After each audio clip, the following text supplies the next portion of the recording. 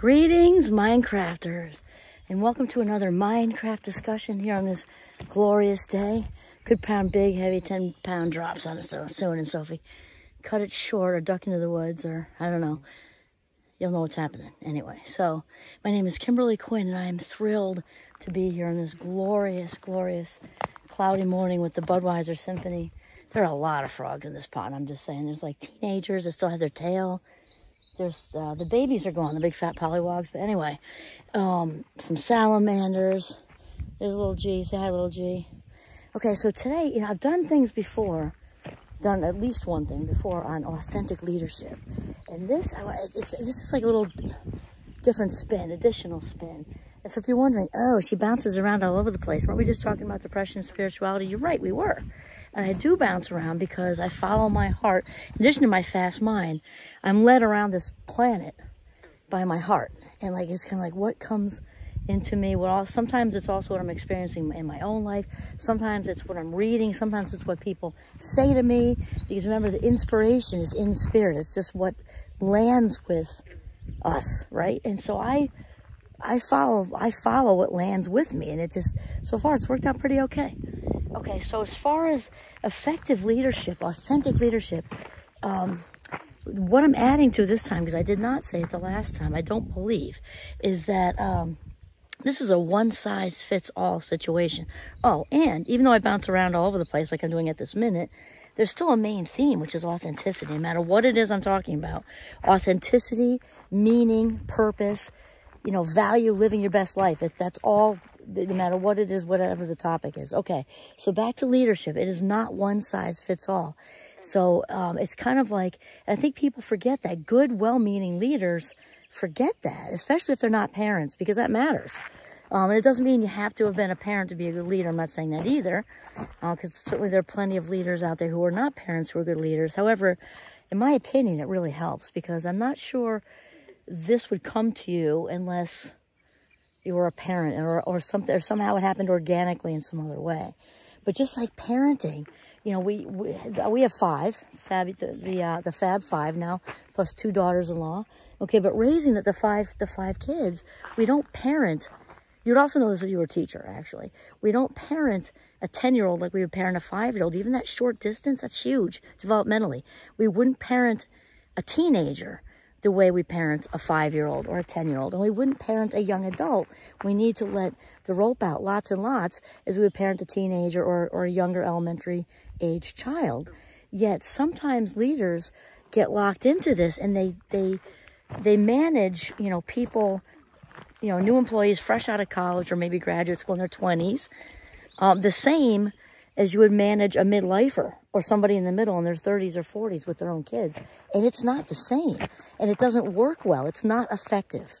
It is not effective, and it can cause problems. It can cause a real big rift, even when nobody's, when you're not realizing it. So, somebody fresh out of college or graduate school, like, 20s, maybe 30, might really do well with the, I don't want to say my way or the highway, but just a lot of direction. And we all need some direction from our leaders, right? That's what they're there for, right? To provide us with direction and also support, and hopefully to bring out the best in us. But this doesn't happen when we don't get it, that leadership is not one size fits all. When we don't get that, it causes problems, because that person who's, let's say, 25 or 28 or maybe 30, they have a little bit of experience maybe by 30, but they're looking for, some real strong direction, and for you to kind of just, say, not tell them what to do like they're, enlisted or something, but they're more dependent on that kind of structure and guidance than somebody who's more seasoned. Again, it doesn't mean the more seasoned person doesn't need direction, but the more seasoned person, just like you would amp up the explanation, disciplinary explanation even, with a teenager than you would with a 5-year-old. A 5-year-old would have 2 choices, like ketchup or mustard. That's it. Or it's not, you need to share your toys, and, just basic. The teenager, and definitely the young adult, are going to want to know, not necessarily disciplinary, just in general, maybe why we're making this move, or why this school is better for you, or why it's maybe better for you to choose one of the activities because you're overextended. with a 5-year-old, you would just say, pick one, karate or dance or whatever, right? But with a teenager, you would have more of a discussion. Well, amp that up in the seasoned adult world, in the workplace, and it's not different. Somebody in their midlife is going to want and need a whole lot more agency. Not just, we're taking your office, we need it for somebody else. Or not just, well, we're going to move you here because, okay? It's just, that's not going to work well. And there's going to be some sort of, you know, the season crew is going to resist and rebel differently. But the point is, really what the main problem is it affects trust. And obviously, a happy employee is a more productive employee. And also the longevity, because in the broad sense, there are two ways to lead, right? There's respect and there's fear. One lasts a whole lot longer than the other one.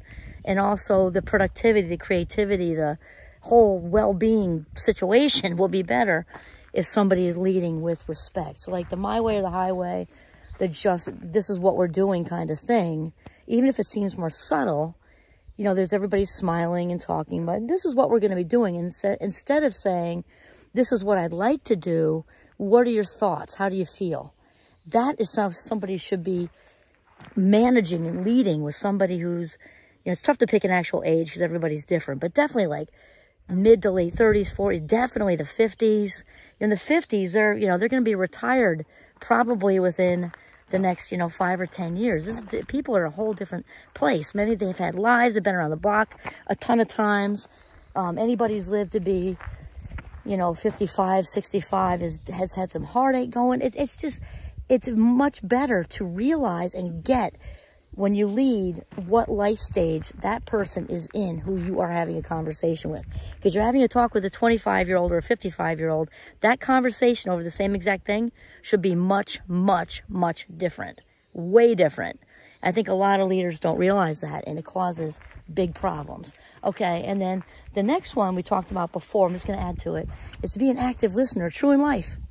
Rather than thinking about what you're going to say next, have the approach of tell me more. You don't have to say that. You can say that, I guess. Tell me more, because it's actively listening, but it's also listening deeply. Deeply. Realize that when that person, that employee is in the chair or the couch or walking, whatever you're doing to have the conversation, realize that that employee is all you care about in that moment. Just be 100% mindful and attentive with her, him, or them in that moment. With the attitude, because it'll come across if you don't say it. We can feel when somebody is authentically in our ribcage, not in a violating way, but authentically really listening and conveying, just 100% and just 100% present. We can totally, totally feel that. So actively listen and listen deeply as if your life depended on it. And there's no one more important in that situation than that employee. Even if you're getting ready to fire them, they're still the most important thing you have going on in those minutes, okay? And to treat them like you would treat yourself, okay? That can be hard to do. We can forget the golden rule, but you can't go wrong with it. Pretend like you're in the chair being fired. How would you talk to you? Pretend you're in the chair and somebody's saying, well, we really want to give up the office you've had and you're so happy in, and give it to somebody else, or we just want to move you for the heck of it. Be yourself in those shoes and see how does that feel, or whatever it is you're making a change with. We'd like to change departments. We'd like to, whatever. And then the last one for now, only because I try to keep these videos, short. I mean, we're talking about being authentic. When we take our authenticity into anything we do, we bring success to it. Whether you're a leader, whether you're not a leader, you're an employee, you're just starting out in the workforce, whether you're a parent, a partner, a child, anywhere along the child developmental spectrum, whether you're out there, a best friend, a sibling, whatever you're doing, you bring your authenticity, you will bring success, even to changing a diaper, okay, to making hot dogs on the grill, bring success to it. Okay, so the last thing is, as a leader, to be super effective and have the highest degree of workplace well-being is also to have a sense of humor. Hey, crack a joke, make funnies, put memes up, put stuff up on the walls. Be fun. People that are having fun are also going to be more apt to be happy, therefore productive, and therefore last longer. Because here's the thing, it comes back to mindfulness, also gratitude. Mindfulness, I'll stay with that right now. When we are laughing because somebody cracked a joke or there's a funny something hanging up in the office. When we're laughing, we can't be anxious in that moment. When we're laughing, we can't be angry. When we're laughing, we can't be frustrated, sad, distressed. All we are doing is laughing. We are in that moment. It's that spontaneity that actually brings joy. So have a sense of humor. If you don't think you're that funny person, then again, reach out with funny stuff to put on the walls. Ask for help. Gotta have fun. There are ways to have fun in the office. And it brings that human element. And then lastly, I didn't really add this in the beginning. But to have the attitude, even if you don't say it, that so-and-so, even if I don't care if you're a CEO of Goldman Sachs, okay? Have the attitude of all the employees who supposedly work under you, they work with me. When you speak, so-and-so who works with us, not for us, with us. Nothing's going to happen to your power differential. They get it. They know. They know who's signing the checks. They know what happens if they're late too many times. You know, trust me, they know. But if you change your words, it brings authenticity and respect and trust and appreciation into your relationship. So-and-so who works with me, not for me. Okay. Authentic, effective leadership. This is Kimberly Quinn signing off for Northern Vermont. Have a mindful day.